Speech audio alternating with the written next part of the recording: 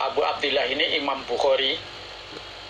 Hadza ini membaca la ilaha illallah iku indal mauti, ketika akan mati, au qablahu, atau sebelum mati. Idza taba, ketika telah bertaubat siapa hamba, wa nadima, dan menyesal siapa hamba, wa qala, dan berkata sapa hamba la ilaha illallah, ufira, maka diampuni siapa lahu hamba.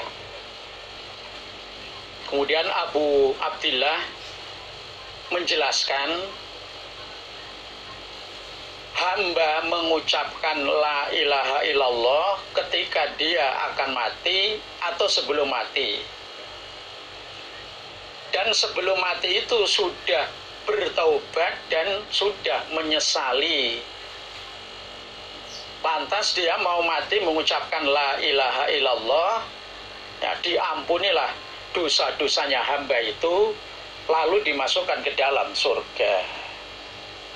Jadi yang perlu difahami di sini, ya memang hamba ini pernah berzina, pernah mencuri, tapi sebelum mati dia juga sudah tobat, sudah menyesali perbuatannya, tidak mengulangi lagi pada perbuatannya.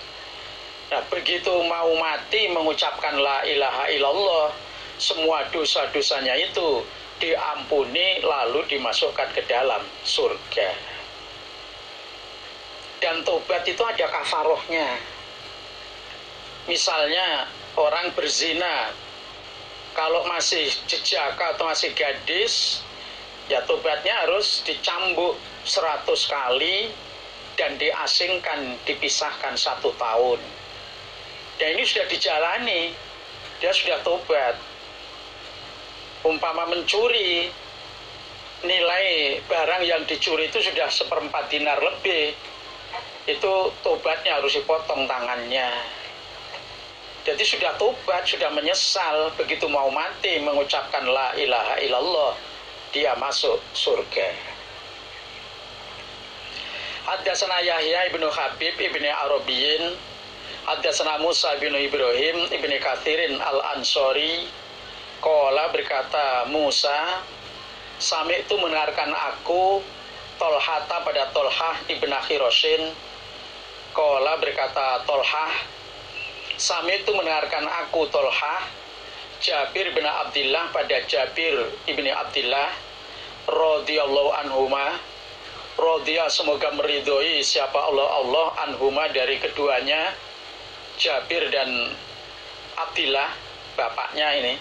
Yaqulu, berkata Jabir, sami itu mendengarkan aku Jabir Rasulullah pada Rasul sallallahu alaihi wasallam, yaqulu, bersabda Nabi, afdhalul dzikri, lebih afdolnya zikir iku la ilaha illallah, wa afdhalud doa, dan lebih afdolnya doa iku alhamdulillah. Nabi bersabda, paling afdolnya zikir itu kalimat la ilaha illallah, dan lebih afdolnya doa yaitu alhamdulillah. Nah, mengucapkan alhamdulillah itu sama saja sudah berdoa, dan juga bersyukur kepada Allah. Nah, dengan bersyukur kepada Allah, semua kebutuhan hamba itu dicukupi oleh Allah atau ditambahi oleh Allah. La in syakartum la azidannakum wa sayajzillahu syakirin. Jadi lebih afdolnya zikir la ilaha illallah, lebih afdolnya berdoa itu alhamdulillah. Babun, ini bab fitasdidi, di dalam memberatkan, fitarkil jamaah, di dalam meninggalkan sholat berjamaah. Meninggalkan sholat berjamaah ini perkara yang berat, perkara yang besar, masalah yang besar. Haddatsana Ahmad ibnu Yunus, haddatsana Zaidah, Hadatsana Sa'ib ibnu Hubesh an Mu'ad ibni Abi Tolhah al-Ya'muri an Abi Darda qala, berkata Abi Darda, Sami itu mendengarkan aku Abu Darda Rasulullah pada Rasul sallallahu alaihi wasallam yaqulu, bersabda Nabi, Mamin salasatin, tidak ada 3 orang, fi qaryatin, di dalam desa,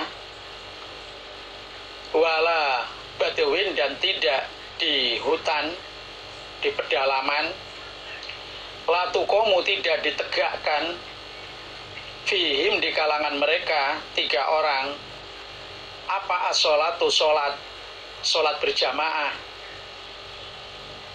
illa qotistahwadha, kecuali sungguh mengalahkan, alaihim, kepada mereka 3 orang, siapa? Asyaitonu, setan. Nabi bersabda, tidak ada 3 orang yang ada di desa atau di pedalaman, lalu sholat berjamaah tidak dilaksanakan di kalangan mereka, kecuali setan itu telah mengalahkan kepada mereka. Jadi wajibnya mengerjakan sholat berjamaah, sekalipun yang di situ hanya ada 3 orang.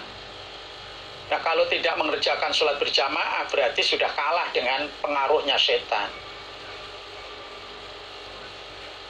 Fa'alaika, maka menetapilah engkau Abu Darda bil jamaah, pada sholat berjamaah. Fa'inama yakulu, sesungguhnya makan apa adzibu, serigala, al-qosiyah, pada kambing yang menyendiri. Fa'alaika bil jamaah fa'innama yakulu dzibu al-qosiyah, menetapilah atau mengerjakanlah kamu sholat berjamaah, sesungguhnya serigala itu memangsa pada kambing yang menyendiri. Kalau kambing itu berkelompok, jumlahnya itu banyak, nah serigala itu tidak berani memangsa. Tapi kalau ada kambing yang menyendiri, nah itulah yang dimangsa oleh serigala. Nah demikian juga dengan mengerjakan sholat berjamaah, nah di situ berarti setan tidak mampu mengganggu. Tapi kalau sholatnya tidak berjamaah sendiri-sendiri, berarti itu sudah kena gangguannya setan, sudah dikalahkan oleh setan. Jadi sinilah wajibnya orang itu sholat berjamaah. Karena dengan sholat berjamaah akan mendapatkan pahala yang berlipat, yaitu dilipatkan 27 dibandingkan dengan sholat sendiri. Haddatsana Qutaibah, haddatsana Jarir, an Abi Janad bin an Maghra al-Abdi, an Adi ibni Sabitin, an Sa'id ibni Jubairin, an ibni Abbasin, qala, berkata ibni Abbas, qala, bersabda sapa Rasulullah sallallahu alaihi wasallam, man, barang siapa, sami'a, mendengarkan dia, al-munadi, pada azan, atau orang yang memanggil, orang yang azan, falam yamna'hu, maka tidak menghalangi kepada orang, minatiba'ihi, dari mengikuti azan, maksudnya mendatangi sholat berjamaah. Apa uzur? Qalu, bertanya mereka sahabat, wa mal uzru, dan apakah uzur? Qala, menjawab siapa Nabi, bersabda siapa Nabi, yaitu khaufun, takut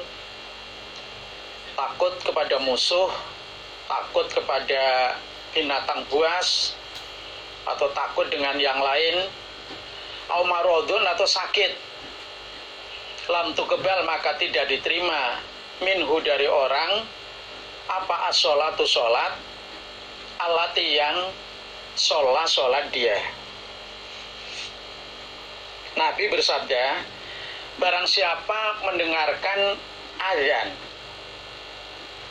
tidak ada uzur yang menghalangi dia untuk mendatangi azan untuk sholat berjamaah.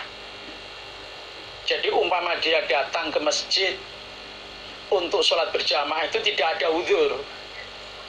Nah, ternyata dia tidak sholat berjamaah di masjid. Ya, terusnya hadis itu lang tuqbal minhu sholatu alati sholat.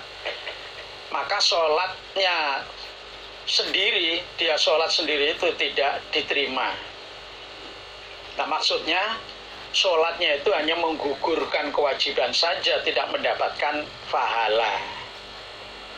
Nah, kemudian sahabat bertanya, nah, uzur itu apa? Nabi menjawab, uzur itu ya takut atau sakit. Misalnya mendengarkan azan, tapi mau mendatangi masjid untuk sholat berjamaah, dari rumah ke masjid, dia takut. Mungkin takut musuh, nanti di jalan dia dibunuh oleh musuh. Atau takut banyak binatang-binatang buas. Atau mungkin dia takut karena memang dari rumah ke masjid gelap dan sebagainya. Atau sakit, ya, dia nggak sakit, terus nggak datang sholat berjamaah ke masjid. Nah, sholatnya di rumah itu tidak diterima, tidak mendapatkan pahala, hanya menggugurkan kewajiban sholat. Nah, disinilah beratnya orang itu tidak sholat berjamaah ketika dia mendengarkan azan. Qad tamma, sungguh telah sempurna apa kitab sholat, kitab tentang sholat. Sempurna ya himpunan ini atau kumpulan-kumpulan hadis bab sholat ini sudah selesai, sudah sempurna. Wada'awat dan beberapa doa. Barokah, semoga memberi barokah. Siapa Allahu Allah kelana pada kami, fit dunya, di dunia, wal akhirah, dan di akhirat. Wasolla, dan semoga memberi rahmat sapa Allahu Allah ala Muhammadin, kepada Nabi Muhammad, wa ala alihi, dan kepada keluarganya Nabi Muhammad, wa ashabi, dan kepada sahabat-sahabatnya Nabi Muhammad, ajma'ina, kesemuanya. Walhamdu, dan segala puji ikulillah, bagi Allah, Rabbil alamin, Tuhan sekalian alam. Amin. Kita lanjutkan dengan Kitabu Sholatin Nawafil. Nah, kitab tentang sholat sunnah atau tambahan. Nah, dengan kita juga mengerjakan sholat sunnah, apabila nanti di dalam hisaban di akhirat kelak, kewajiban sholat ternyata ada kekurangan, nah itu bisa ditutup, bisa disempurnakan dengan sholat sunnah. Maka kitab yang akan kita kaji ini menjelaskan tentang sholat sunnah. Bismillahirrahmanirrahim. Kitabu Sholatin Nawafili, kitab sholat sunnah.